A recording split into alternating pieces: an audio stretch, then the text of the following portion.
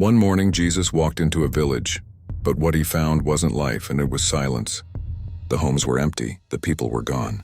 What happened that night would reveal a lesson about faith the world would never forget. It was a quiet morning on the road between Galilee and Samaria. The sun rose gently over the hills, casting a golden glow over the dusty path. Birds sang in the olive trees, and the wind carried the scent of spring blossoms. Jesus walked ahead, his disciples following close behind.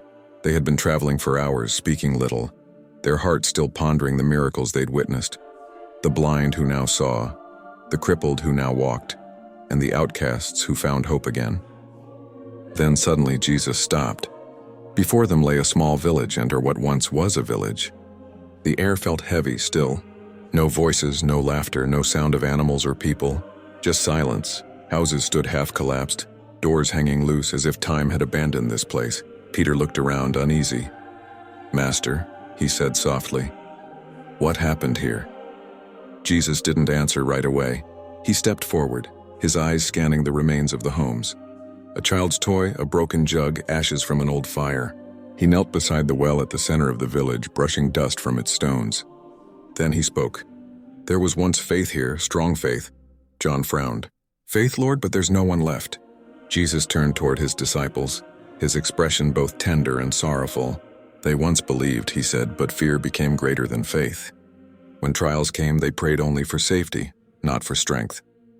When storms rose, they doubted my Father's love, and so their hearts grew distant until they no longer heard his voice." A soft wind stirred the air, and for a moment it sounded like whispers, faint echoes of laughter and prayer from long ago. Jesus stood looking out over the empty homes. "Every place that forgets love, every heart that forgets faith begins to fade," he said quietly. "Not in a day, but little by little, until light gives way to shadow." The disciples listened, the weight of his words sinking deep. Then he lifted his hand toward the horizon. "But the Father's mercy is greater than any loss. Even where all seems gone, he can bring life again." And as he said this, a soft glow spread across the ruins. The sun broke through the clouds, and the village, once gray and lifeless, seemed to shimmer with light. Flowers began to bloom among the cracks of the stone. A dove landed on the well, cooing gently. The disciples gasped. "Lord, it's coming back to life," Jesus smiled. "Faith never truly dies," he said. "It only waits to be awakened." They watched in silence as the light bathed the village. Though no people returned, the land seemed healed, touched by grace itself. As they continued their journey, Peter looked back once more. "Master," he said softly, "will people ever know what happened here?" Jesus glanced over his shoulder, eyes shining. "They will know," he said, "because one day each heart will face its own empty village, and there they will choose fear or faith." And with that they walked on, leaving behind not a place of sorrow but a lesson carved into eternity.